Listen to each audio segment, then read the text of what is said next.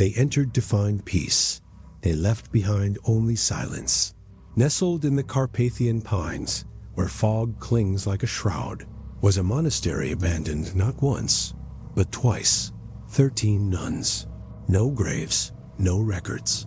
Only a single torn Bible and a voice on magnetic tape. The Vatican calls it a loss of record. The locals call it something older, something unspeakable. St. Elijah's did not close. It consumed. The Carpathian Mountains, when seen at dawn, peer as teeth through fog. Old pine and damp stone. The air tastes like iron dot near the crest of one pass, where no signs point. And even GPS stutters. A single stone bell tower breaks the tree line. It stands alone, severed from any visible village. Its shape more ancient than abandoned. St. Elijah's monastery had not been used since the war. Records say it was shelled in 1944. Locals say it was spared because no one dared go near. In the spring of 1997, a small group of Benedictine sisters from Austria requested permission to reclaim the property. The Vatican granted it quietly. No formal ceremony, no press. 13 sisters arrived in 2 unmarked vehicles. No driver stayed the night. One local described them: black veils, pale faces, like they already lived there before. The nuns brought little. No electronics, no radio, only crates of preserved food, hand-bound hymnals, and an oil portrait of the Archangel Michael. They spent the first weeks clearing the inner cloister, rebuilding the altar, sleeping on straw and stone until the inner dormitory could be cleaned. There was no electricity. They lit their halls by candle and sang matins in the dark. To the villagers below, the monastery was just a dot on the mountain, barely visible through fog. But every morning at exactly 4 a.m., the bell rang, and that's when people began to notice. The bell rang before sunrise, before roosters crowed, before light touched the steeple. It rang once, then again, then 13 times. Always 13, always in the dark, but no one was seen climbing the tower. No lanterns, no movement, no shadow. A local hunter, Ion Pavlovic, was the first to climb close. Just once, he later told his wife, "I saw the rope swinging, but the window was boarded." From inside, he never went back. Inside the convent, the sisters kept no clocks. They followed the rule of St. Benedict: pray, work, pray. Yet their routines began to slip. The vegetables they planted never sprouted. Birds stopped nesting near the chapel. And one morning, Sister Adela was found outside, kneeling in the snow. Her hands were blue, her mouth open in a silent prayer, eyes fixed on the bell tower. She didn't speak for 3 days. And when she did, she asked if it had rung again. No one had heard it that morning. The monastery had thick walls, built from quarried stone hauled by horse over centuries. But even thick walls can echo. And every night, in the hour before lauds, someone said they heard footsteps in the upstairs corridor. Slow, measured, like someone walking with purpose, but never arriving anywhere. The Mother Superior insisted it was the stone contracting in cold. The air was thin at that altitude, and sound traveled strangely. But one of the novices, Sister Helena, wrote in her journal, "The steps start outside my door, but I sleep in the west wing. No one else stays there." The entry was dated February 2nd, feast of the Presentation. That same night, the bell rang again, but this time only once. No one admitted to pulling the rope, and no one claimed to have heard it, except the youngest sister. She swore she'd seen someone in the belfry, a silhouette in white, not moving, just standing.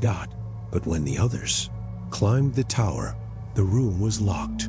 Dust lay undisturbed, the rope coiled neatly against the wall. Still, they prayed. Still, they stayed. The bishop in Cluj was notified once, by letter, requesting a replacement missal. But nothing was said about bells, or figures, or frozen novices in the snow. Faith is built on discipline, and the rule does not allow for fantasy. Some nights, the sisters sat in silence through Compline, hands clenched, eyes downcast. waiting, not for God, but for something they would not name, because even if they denied it, during the day, they all heard the bells. And sometimes, they rang when no one was in the tower, and sometimes, they rang from beneath the floor. It was Sister Magdalena who finally spoke the words no one wanted to hear. The bells are not ours anymore. No one replied. No one needed to. That night, the wind didn't blow, the firewood didn't crack, and the bell rang 13 times. Even though the rope had been removed, the stained glass caught no light, just a haze from outside. Muted, gray, soft as breath on glass. Inside the chapel of St. Elijah's, the candle flames burned low, flickering in rhythms that didn't match the wind. Everything else, the silence, the cold, the structure remained rigid, unmoved. They had been there. For 2 months, routine had settled in. 7 prayers a day, work, contemplation, silence. But something wasn't right. It started with a statue. St. Cecilia, patroness of music. Her hands were wrong. Carved upward, yes, but too sharply. Too long. Almost clawed in shape. Sister Judith noticed first. She'd been cleaning the dust off the folds of the stone robe when she paused. She reached for the prayer beads at Cecilia's waist, only to find none. The hands had held something once, but they were now empty, worn smooth, as if by heat. The Mother Superior dismissed it. The statue was old, cracked from years of cold and moisture. But it wasn't just the statue. The chapel. Bible had pages missing, nothing torn, just gone. Entire verses skipped. Psalm 24 opened directly into Psalm 26. No sign of damage, just absence. And where the text should have continued, a single line in smaller script. He listens best when something is lost. No one could explain the handwriting. The ink was aged, nearly rust. No sister confessed to writing it. The relic cabinet was next, under lock and key. A simple wooden shelf behind the altar. Inside were 2 chalices, a silver paten, a thurible, and a reliquary said to contain a bone fragment of Saint Euphrosyne. One morning, the reliquary was open, the seal unbroken, the clasp latched. But the fragment was gone. They searched the sacristy, every drawer, every floorboard. Nothing. Sister Clara stood in silence for over an hour, staring at the empty case. She was the one who cleaned it weekly. She'd dusted it the night before.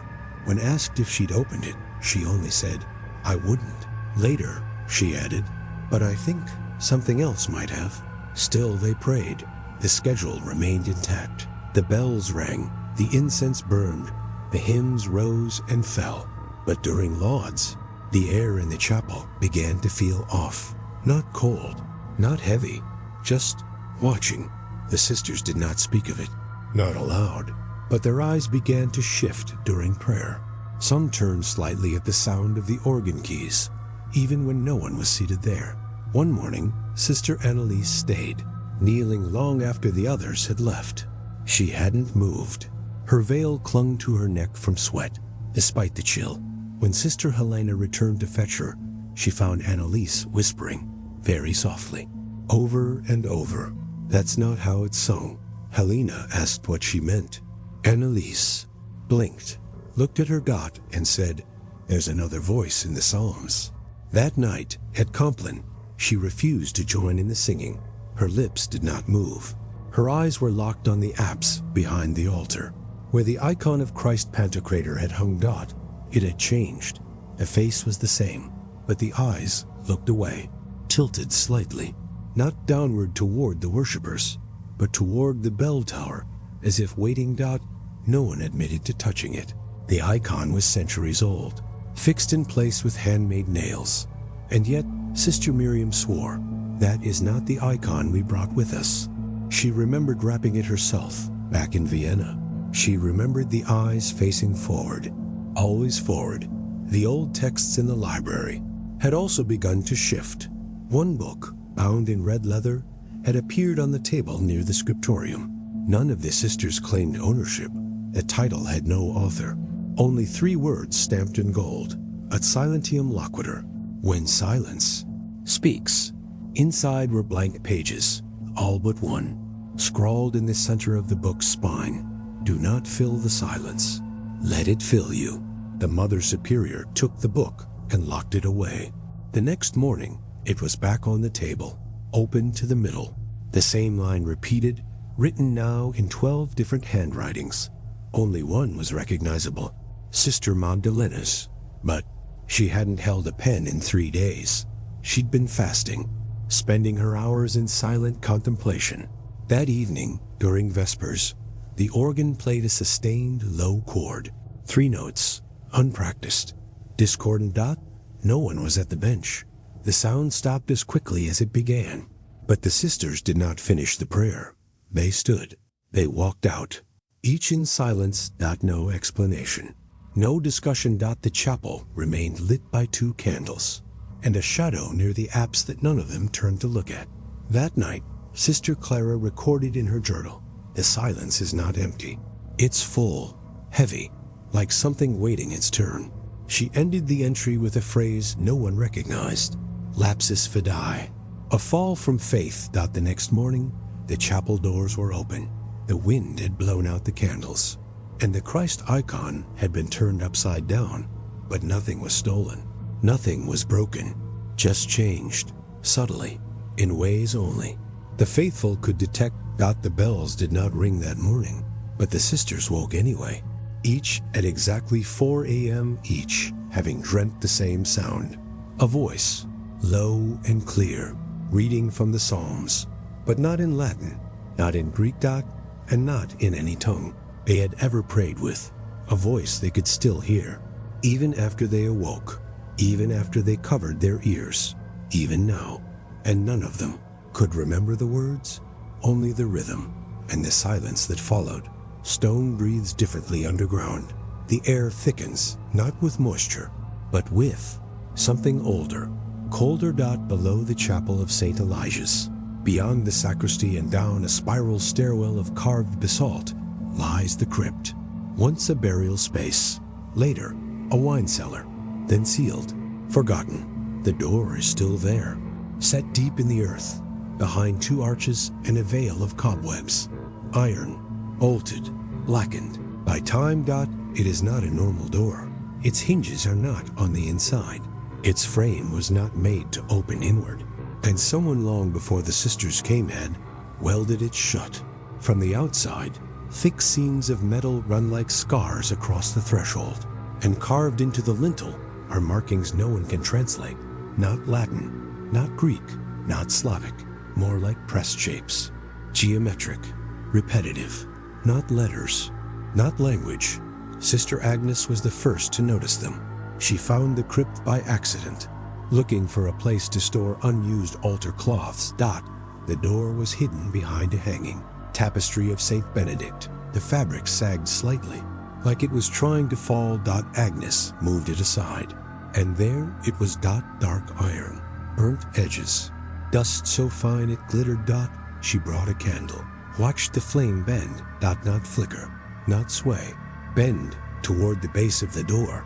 She didn't tell anyone, not yet. She simply returned to the chapel, sat at the back during Compline, and stared at the crucifix without blinking. Later that week, she spoke quietly to Sister Helena during kitchen duty. There's a door beneath the altar. Helena smiled. Yes, the storage crypt. Agnes shook her head.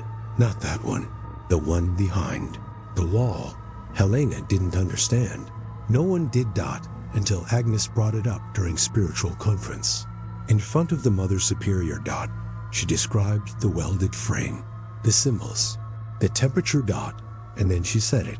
I've seen people standing in front of it. The room fell still. Someone dropped a rosary, she explained. During Compline, when the chants echoed through the stone, she would sometimes see flickers in her peripheral vision. Not shadows, not movement, just figures, tall, unmoving, facing the sealed door. They didn't knock, didn't speak, didn't turn. Just stood. She'd seen them 3 nights in a row, always 13. The others exchanged looks. The number felt intentional. The Mother Superior reminded her of the dangers of spiritual fatigue, of isolation. of imagination. But she didn't tell her to stop watching. She just told her to pray more. So Sister Agnes did, but she also began sketching the symbols. Rough charcoal etchings, pressed into scraps of parchment she kept folded inside her habit. One was a spiral, another a triangle within a circle. Others resembled wounds or eyes. She tried matching them to apocryphal texts, to Gnostic scripts, to Eastern carvings. Nothing matched, but she noticed something else. Each time she copied a symbol, one of the hymnals in the chapel went missing. Not stolen, not displaced. Just gone. The library shelf had 22, then 21, then 17. No one could explain it, and no one admitted to noticing. Agnes said nothing further until one morning, during lauds, when she didn't appear. Her bed was neatly made, her robe folded at the foot, but in the center of her pillow lay a torn piece of parchment. One symbol. Drawn in dark red. Too dark to be ink. The sisters searched the grounds, the woods, the paths to the village. They found no footprints, no trail, but one of them, Sister Therese, had a thought. She went down into the crypt. She peeled back the tapestry, lit her lantern. The door was still there, still sealed, still welded, but something had changed. The floor in front of it was swept clean. The dust was gone, and the candle, when held close, did not bend. It went out. When Sister Therese returned to the dormitory, she asked the Mother Superior to bless the crypt, to seal it with prayer, to hang the crucifix against the door. The mother refused. She said, "Nothing behind that door is our concern." But that night, the sisters heard a sound. From below. A soft clang, metal on metal. As if someone had touched the door. Once. Just once. No one moved. No one spoke, but they listened. And after the sound stopped, they waited. The next morning, Sister Agnes was standing in the chapel, near the altar. Her feet were bare, her face blank, her hands dark with soot. She said nothing, only placed a folded parchment on the altar, turned, and walked to her room. She did not speak for 3 days. She did not eat. She did not sleep. When she finally opened her mouth, it was to whisper, "The figures are not outside the door anymore." She never explained what that meant, and when they asked her who she had seen, she only said, "They don't face the door now. They face us." The symbols she'd drawn disappeared soon after, burned, she claimed, by her own hand, but one remained, scratched into the underside of her desk, a symbol shaped like a bell, with 13 lines radiating outward. She covered it with cloth and wept when she touched it. The sisters resumed their prayers, their work, their silence, but none of them went back to the crypt, and the tapestry was nailed to the wall. Still, they heard it, not every night, not often, but enough. A soft knock from the other side. Always at the same hour, always 13 beats. And when the bells rang, they rang late. As if waiting for someone or something to answer. In the late autumn light, the stones of St. Elijah's lost their color, gray on gray. Only the wind moved. The leaves had already turned to ash-colored scraps. No reds, no golds, just the skeletal hum of branches pressing against glass. Sister Maria had always been the quiet one, a violinist before she took her vows, delicate in movement, precise in her tasks. She tended to the altar linens. She repaired torn cassocks with invisible thread. She wrote her prayers in perfect, slanted Latin, but on the 3rd Thursday of November, she stopped speaking. Not suddenly, not with drama. Just a quiet decision. She responded to nothing. Her name, the rule, scripture. She moved with the others, ate, knelt, worked, but her voice was gone. At first, the sisters thought she was fasting from speech, a private vow of silence, not uncommon, especially among those seeking clarity. But Sister Maria had made no declaration, and after a week, concern turned to unease. She began sleeping on the floor beside her bed, not from penance, not for humility, but with her back to the door, as if waiting for something to enter. Her hands grew raw. split at the knuckles, dark flecks under her nails. They found small piles of dust beneath her fingernails in the morning. Stone dust dot, as though she'd been scraping at walls.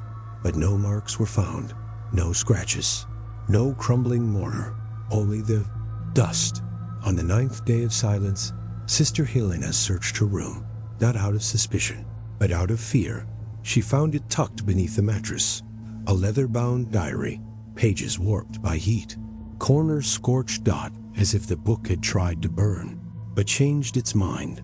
Most pages were blank, others were filled with drawings, circles, many of them dot women drawn in the round, figures and habits, no faces, just empty ovals beneath veils.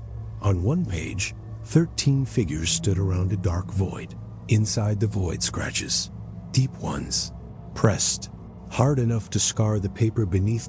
Another page showed the chapel, but with shadows drawn in the pews. Too many shadows, more than the sisters, more than should have been there. One page, more recent, contained a single line, written in red pencil. "We are not praying alone anymore." The diary was given to the Mother Superior. She read it slowly, in silence, and then returned it to Maria. Said nothing, only blessed the room and asked her to rest. But Maria would not lie down. She sat upright for 3 nights straight, hands on her knees, eyes open. They brought her broth. She didn't touch it. They offered scripture. She didn't respond. Only when Sister Clara brought her rosary did she move. She took the beads, turned them in her hands, one by one. And then wrapped them around the foot of her bed, not to pray, but to mark a boundary. The diary was later found. Again, but not in her room. This time, half of it had been torn away. The remaining pages were brittle, blackened at the edges. As though they'd been held near flame, but not consumed. The final legible entry said, "They wait behind the veil, but now they're breathing." No one knew what it meant, or who they were. But that same night, during Vespers, the sanctuary lamp in the chapel went out. It hadn't gone out since the sisters arrived, even during storms. Even when the wind howled through the cracks. It simply extinguished. And the oil inside, still full, still cold. Maria was standing at the back of the chapel, staring at the icon of the Virgin. Not with reverence, not with prayer. But with recognition, as if she'd seen her somewhere else, without a face. That evening, she moved her mattress to the hallway, laid it directly beneath the statue of St. Michael. She slept with her hands folded, facing upward. Sister Annie Lass, who passed by in the night, said Maria's mouth was open, not as if breathing, but mouthing something. No sound, no shape to the words, just movement. The next morning, she was gone, the mattress untouched, the rosary still wrapped around the frame, but no sign of her. No footprints, no note, no door left ajar. Only one thing remained, the diary, returned to the chapel steps. Pages fluttering in the morning wind. And inside, one new drawing, 13 figures. Again, but now, one stood apart, drawn at the edge of the page, facing away from the others. No veil, no eyes, just a long black line where the face should have been. They searched the grounds, the woods, the mountain paths. No trace, and the bells did not ring that week. When asked later if anyone had seen her leave, Sister Miriam simply said she was already leaving, long before her body followed. The diary was placed in the library, wrapped in cloth, buried beneath older texts. But one sister claimed it moved on its own, reappeared on her desk one morning, open to the page with a dark void, pressed into, the margin in red pencil. She didn't leave. She was. Unspoken. The phrase made no sense. And yet, it felt true. The silence that followed was different. Not empty, not still. It had shape. It pressed at the walls, at the mind, at prayer. And when the sisters sang the psalms, they sang faster, as if trying to finish before something else could join in. No one filled Maria's place at the table. No. One took her key, or her robe. It hung in her room, still, cold, unfolded. And every so often, A sister would walk past her door and pause, not because of sound, not because of sight, but because something behind that door felt like breath, that waiting, that listening, that remembering, that snow had started to fall, not heavy, just the kind that comes early, dusting trees, blanketing roof tiles, softening outlines. The road to St. Elijah's became harder to see, just a strip of gravel veined through a forest of black branches. And then, one morning, a car arrived. An old Lada sedan, black paint dull with salt, tires slow in the slush, steam hissing from the engine like breath from something too tired to speak. The priest stepped out alone. Gloves, scarf, suitcase. Not old, not young. Eyes the kind that had seen too much to believe too easily. He gave his name, Father Lucian. Toma, sent from Bucharest. A visitation, not an investigation. He said it clearly, twice, so the sisters would not mistake him. He had been assigned to check on them. Standard protocol. Every isolated religious institution was reviewed annually, especially those with cloistered members, especially when two had already vanished. He was polite, erect, asked for a warm room in 3 days. They gave him the guest cell near the west stair, the same room once used for storing salt. He did not complain. That night, he joined them for Compline, sat in the rear pew, did not sing, but bowed his head, listened. And afterwards, asked to record the next few prayers. He held up a small cassette recorder, old but clean. He said it helped him remember his own thoughts, his own reactions. No one refused. On the second day, he walked the grounds, spoke to the sisters in pairs, asked about prayer, illness, sleep.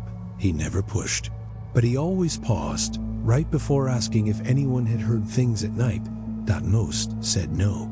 Some avoided the question. One sister unnamed simply wept. That evening, the priest ate alone. He sat at a narrow table beneath an oil painting of the crucifixion. He took small bites, wrote in a leather journal. And he listened to the first tape. Then the second. On the third tape, he stopped writing, pressed rewind, listened again. He left the dining room before the plates were cleared. Asked to speak privately with the Mother Superior. No one heard what was said, but that night his light stayed on until nearly dawn. A single bulb in the tower window, unmoving, unblinking. On the third morning, he joined the sisters in the chapel once more, held the recorder in his hand, did not speak, let it run. The prayers echoed gently, as always, soft Latin syllables, some cracked with cold, some drifting. And then, just as the last line of the Magnificat ended, something else. A murmur. Not in the room, not from the sisters. A second voice, low, layered, a chorus almost. The priest's face did not change, but his hand tightened slightly on the recorder. He let the sisters leave, remained alone in the pew. And replayed the last 2 minutes. He listened 3 times. Then he left the chapel, quietly. He returned to his room, closed the door, did not emerge for 6 hours. When the bell rang for vespers, he did not come. After sunset, the Mother Superior knocked at his door. No answer. They entered together. The priest was gone. His coat still hung near the door, suitcase untouched, journal missing. The tape recorder sat on the table, the cassette inside labeled in his handwriting. Day 3, chapel. They played it once. And what they heard was not prayer. The sisters' voices were there, but beneath them, something else. Not in Latin, not in Romanian, not something deeper, slower. Whispered tide of syllables with no structure, no pause, no breath. The same phrase, over and over, until one of the sisters, Sister Clara, collapsed.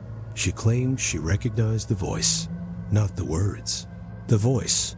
She had heard it in her sleep for weeks, whispering from beneath the chapel floor. Burned the tape. The plastic curled and snapped. But the cassette would not melt. Even in flame. They buried it in the forest the next morning. Wrapped in cloth, tied with rosary string. Father Toma was never found. No report from Bucharest. No follow-up. No record of dispatch. His vehicle was gone by the time the snow cleared, but no tire tracks were seen. Only faint impressions. Bare footprints. 13 of them. Leading from the guest house to the sealed crypt. And then stopping. The sisters did not ask for another visitation. They resumed their prayers. They replaced the sanctuary lamp. They recited the Magnificat in full, but when they sang, they listened, not to the rhythm, not to the Latin. But to what else might be underneath. Something that had once spoken in the voice of a priest, and now waited for someone else to listen, because even silence can be a reply, especially when it answers in chorus. The snow no longer fell. It simply hovered, a kind of unmoving air. Still and dense, like breath held beneath ice. In the hours between matins and dawn, the monastery entered a kind of hush. Not just silence, but an absence of everything, as if sound and time and reason had gone elsewhere. That was when Sister Lucille saw it. She had not meant to wake, but her eyes opened and stayed open. The moon had not risen. There were no clouds, only black, but the chapel glowed. Not candlelight, not gaslight. It was a light without flicker, without source, without warmth. Blue, almost, or something like it. Not reflected, but emanating through the stone windows, through the scenes and the door, through the snow itself. A soft pulse, like the heartbeat of something buried. Lucille stepped to the window, pressed her palm to the glass. And saw nothing inside. No movement, no bodies, no prayer, just the pews and the altar, lit from nowhere. She counted the time in Hail Marys. 7 before the light dimmed, 13 before it vanished. She told no one. But the next night, it happened again. Same hour, same light, same stillness. And always no one inside. She waited until the third night, then brought it to the Mother Superior. At first, she was dismissed. Too little sleep, too much vigil, visions of tired blood. But Lucille insisted. So they reviewed the tapes. It had been a requirement, part of the new church guidelines for remote monasteries. A camera, motion sensitive, fixed on the chapel interior, stored on a digital archive. In the office beside the library. The sisters rarely checked it. There was never a need. But on the tape from 2 nights prior, at 4:12 a.m., there it was. A shimmer. Not sudden. Just a dim brightening of the chapel's center aisle. Not electrical. Not flame. And then movement. Figures. Kneeling. In silence. In perfect rows. The tape flickered. Paused. And then resolved. 13 bodies. All in black. All veiled. The camera showed them from above. Still, heads bowed, not swaying, not breathing, like photographs that hadn't yet faded. But something wasn't right. There were only 12 sisters remaining at St. Elijah's. 2 had vanished. 1 had withdrawn. 1 had been replaced, but never more than 12. And yet, 13 on 3 different nights. Lucille said nothing, just pointed, counted. Each time. Her hand trembled more. The Mother Superior asked if anyone had entered the chapel that night. No. All doors had remained locked. All keys accounted for. And the log blank. No lights turned on. No sounds recorded. No hymns sung. Only those figures. Frozen in posture. Wrapped in light. When the footage was enhanced, nothing changed. The faces remained blurred. Not pixelated, but obscured. The veils too dark. The shadows too fixed. It wasn't a failure of the camera. It was something else. Something deeper. One sister, watching over Lucille's shoulder, said quietly, "That one, in the back row. She's facing the wrong way." And she was, head turned slightly, toward the wall, not the altar. As if listening for something from beneath the stone. That day, Lucille did not eat. She asked to spend the night in the bell tower. Alone. The Mother Superior agreed.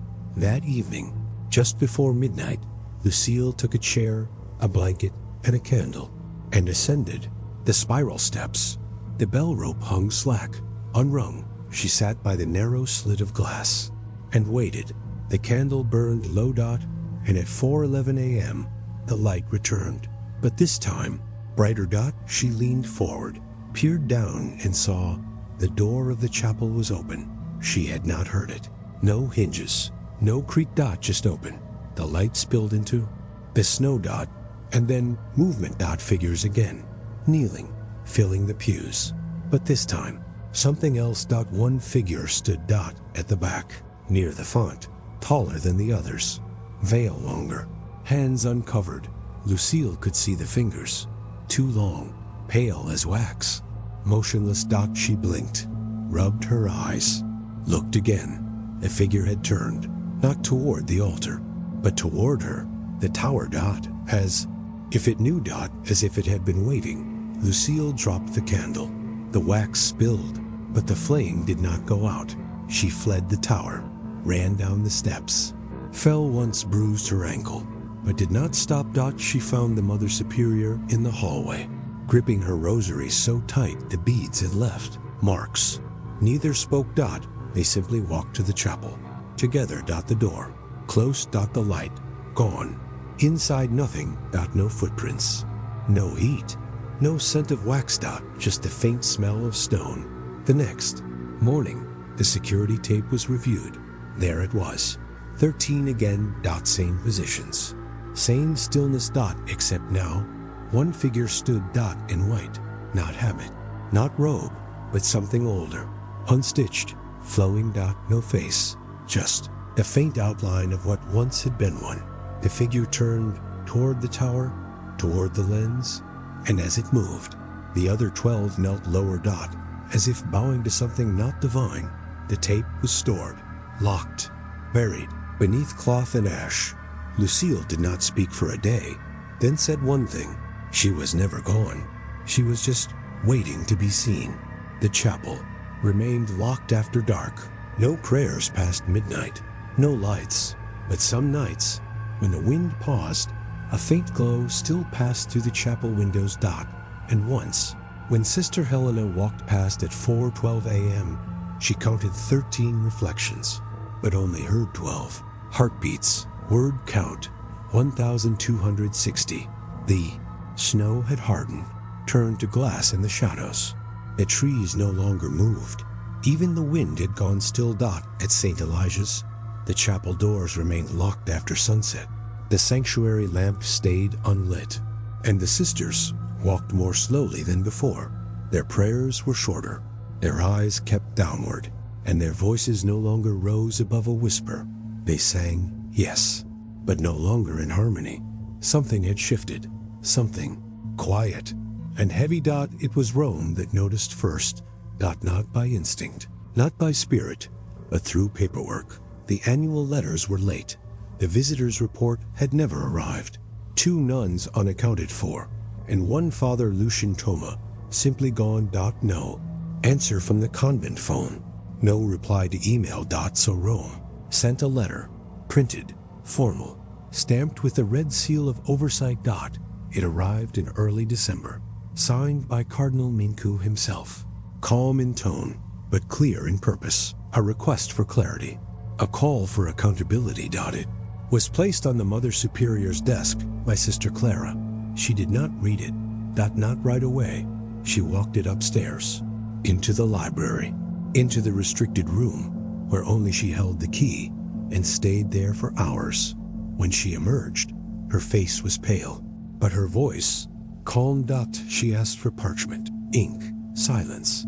She wrote with a steady hand, in Latin dot. Each line deliberate, space dot. The letter was mailed the next morning. No signature, only a seal dot. Hand dash press dot. And beneath the wax, a single verse, written in black ink. She who sees the other light must never speak. The Vatican archivists could not identify the passage. It matched no known book, not deuterocanonical, not Gnostic, not even condemned heresies. But it sounded familiar. The phrasing echoed something older, Near Eastern, but distorted. Scholar in the Congregation for the Doctrine of the Faith suggested it resembled a line from the Book of Enoch. but filtered through 3 or 4 hands. Not quoted. Rewritten. Intentionally. Rome wrote again. This time, directly to the bishop overseeing the region. No reply. Then, a 3rd letter, with a request to confirm the mental and physical health of the abbess, to verify the status of the sisters, to explain the missing visitor. What arrived next was not a letter. It was a single page. Fax. No cover sheet.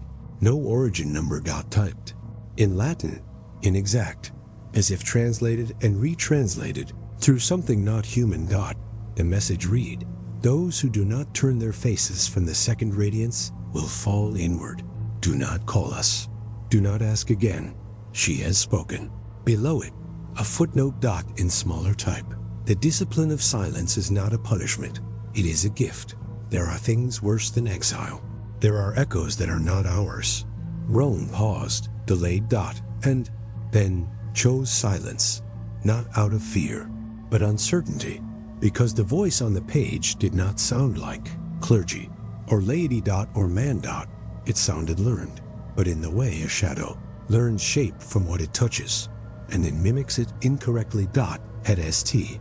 Elijah's, the sisters no longer spoke during meals. Not by vow, but by necessity. When one Sister Helena, attempted to recite grace aloud, she began to cough.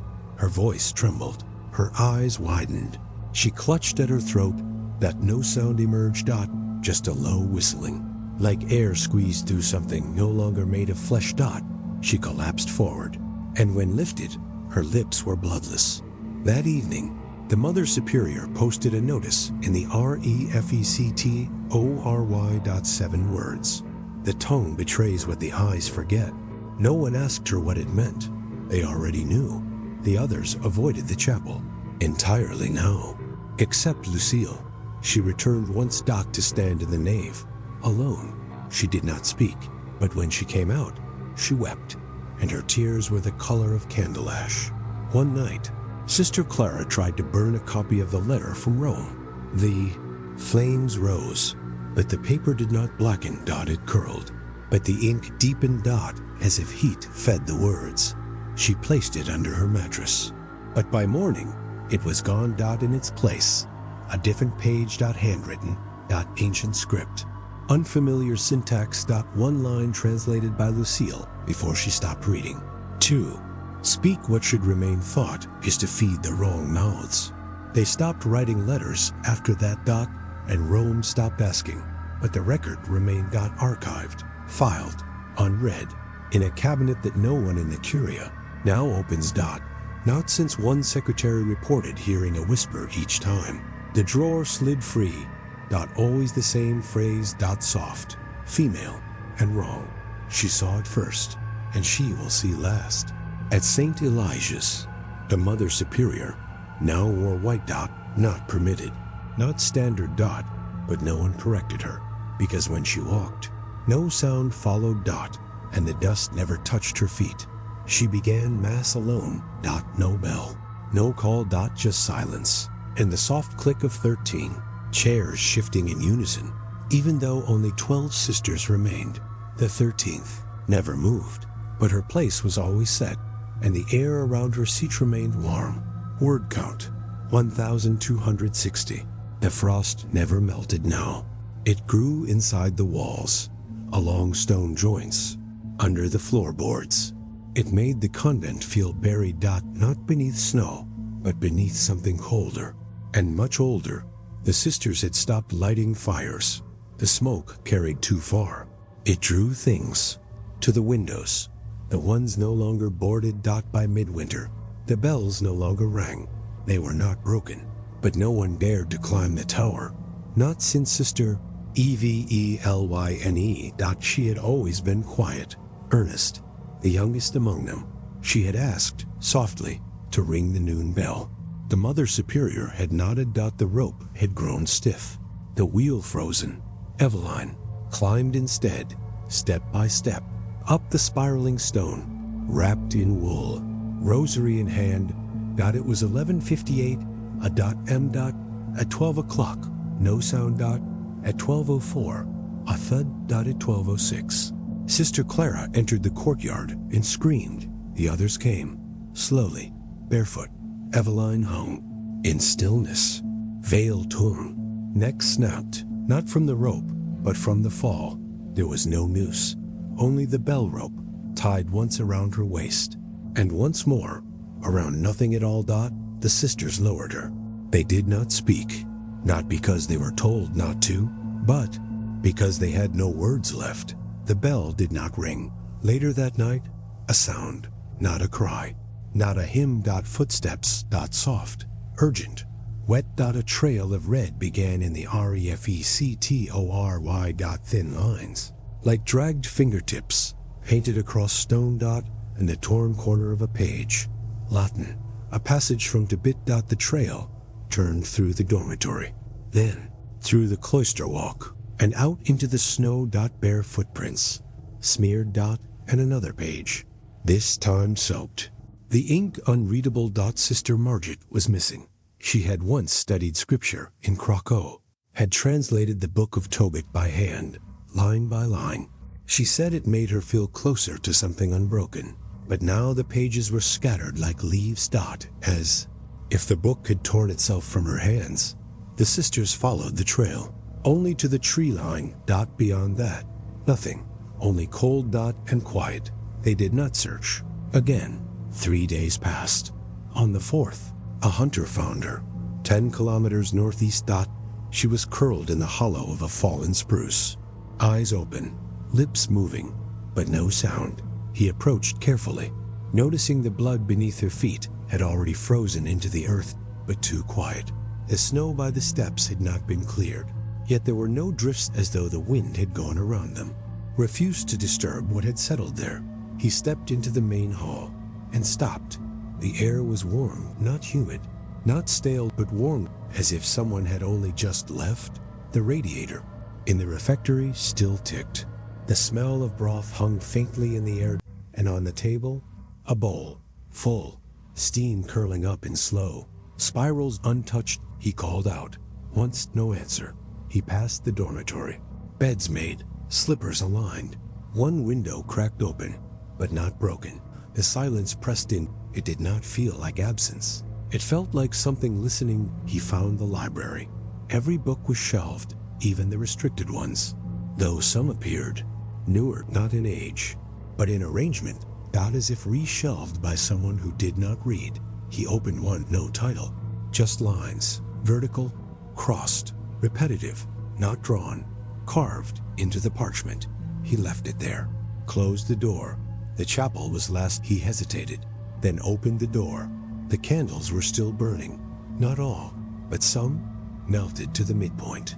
Wax pooled in soft puddles. No footprints on the floor, no robes on the pews, but something remained, a scent, like old myrrh, and something beneath it, salt or blood. He walked slowly to the altar, in place, chalice, cloth, unbroken host behind it. A small recorder, battery powered, still running. A red light blinked. He pressed play. At first, static, then a voice, female, low, measured. He is in the silence. The tape clicked, restarted. He is in the silence. No name, no indication. She began refusing food, refusing water, but always spoke, even as her body weakened. The hospital chaplain said he heard her praying at night, but not in Latin anymore. Something else, a rhythm without meaning, a hymn without sound. When he tried to transcribe it, his pen broke 3 times. On the last night before her silence, Margit whispered a final phrase. The 13th kneels but does not pray. She never spoke again. Her hands remained folded, as if waiting for an answer that would never come. Back at the convent, the sisters covered the bell, hung cloth over its mouth, tied it in place. The tower was sealed. And the refectory windows were boarded. The chapel was left open, but no one entered, not even the Mother Superior. Only once, at dusk, did Lucille see movement inside, a kneeling figure, then 2, then 13, but none of them cast shadows, and one, the tallest, turned its head toward her as if remembering her voice. She backed away, closed the shutter, and began to hum. Not a song, not a prayer, just a sound to hold the silence back. Outside, the forest had ground quiet, but not still. Word count, 1,260. The snow had stopped falling, but it hadn't melted. The trees looked dipped in ash. The ground held no prints, no birds, no wind, not only stillness. The Vatican envoy arrived in silence. His name was Father Orestes Mano, a quiet man, no stranger to solitude. He had come alone, by train to Cluj, then by hired truck through winding mountain paths. No one greeted him. Gates to St. Elijah's were open, slightly, swung outward, as if by invitation. Inside nothing moved. The convent buildings stood dark, intact when he called out. She looked at him and whispered, but not in Romanian, not in polished Latin, clear, fluid, unbroken. Non sunt oculi ius, said Fosse. They are not eyes, but pits. The hunter did not know the words, but something in their shape made him step back. He carried her out, wrapped in canvas, mouth still, moving. She spoke continuously, but never to him and never stopped. The authorities contacted the convent, asked for her records, asked for a reason. The reply came 5 days later. A single envelope, stamped, unsigned. Inside, a list of names. 12. No mention of MAGIT or EVELYNE. The list ended with a verse. The ones who step out of the circle cannot re-enter with the same name. Margit remained in a hospital outside Brasov. A priest was sent to speak with her. She stared past him, spoke of birds that could not land, of doors that opened inward but led outward, of a voice that read scripturing. Reverse. When asked what happened at the convent, she smiled and wept. We tried to keep the rule, she said, but the rule was not for us. It was for them, and they remembered. No more was said, just that phrase. On repeat, he searched the rest of the convent. No bodies, no signs of struggle, no notes, no cries scratched in walls. The sewing room, untouched. The infirmary fully stocked. Even the candles in the hallway still lit. Every door unlocked, every drawer closed, but not empty. On the desk in the Mother Superior's office, a journal. One line written on the final page in Latin. They left before he arrived, but one stayed. One always stays. No signature, no name. The next page, blank. And behind the desk, chair, her habit folded, pressed flat, rosary coiled. Beside it, still warm to the touch. He stood very still. The room grew colder, or maybe he did. Outside, the wind had returned, but only just. Heard it as a hush against the shutters. Not a howl, more like breathing. He returned to the chapel, pressed stop on the recorder. Silence filled the space. Again, but it did not feel empty. The air vibrated slightly. Not sound, not echo, something else. He knelt only for a moment, long enough to feel that the floor beneath him was not stone, not anymore. It gave slightly, soft like earth. He rose and left, not quickly, but deliberately. He did not close the doors, and he did not touch the bowl of soup still waiting at the base of the hill. He turned once, looked. No light in the windows, but something behind the glass, a shape, not watching, listening. He returned to Rome. 1 week later, he gave no full report, only a note filed, unread, at its final line. The rule has failed, but the silence remains. The convent was never officially closed, but no one was sent again, not by the church, not by the state. In the years that followed, the forest overtook the road, the snow thickened, animals avoided the hill, the gates rusted in place, still open, but no one enters, because somewhere beneath the bell tower a recorder still plays. The candles never quite burn down, and if you press your ear to the chapel door, you won't hear chanting. You'll hear nothing except perhaps a voice, female, low, measured. He is in the silence. And behind that voice, breathing, waiting, listening. Count 1,050. The frost never lifted, not even in spring. Clouds sat lower now, like lids pressed to the earth. Out above the hill, where St. Elijah's once stood, only stone, only silence. The Vatican made no announcement, no funeral, no press release, only a convoy, unmarked, at night. 4 black vehicles, 24 men, no insignia. They arrived at 3:11 a.m. They left by sunrise. The gates were chained. The chapel doors bolted from the outside, and in the earth, just beneath the snow, an iron seal, welded in place, rough, marked only, with a circle. Inside it, an eye. Open looking down. No one was buried. No remains recovered, because nothing was found, except for one. She was discovered months later, over 80 kilometers away in a field near Arad, naked, thin, muttering, but her eyes calm. She carried no possessions, no cross, no name. But when brought to the hospital, she whispered, "Therese." Sister Therese had once been the archivist. She had catalogued the old monastic records, translated faded prayer scrolls. She'd once written a paper on apocryphal illumination, drawings made not to decorate, but to conceal. Now she would not speak, except to ask for paper and charcoal, and once each day she drew the same shape, circle, blackened from the inside, and within it, an eye, no pupil, no iris, just lines, as if the act of seeing had been abstracted, rendered into symbol.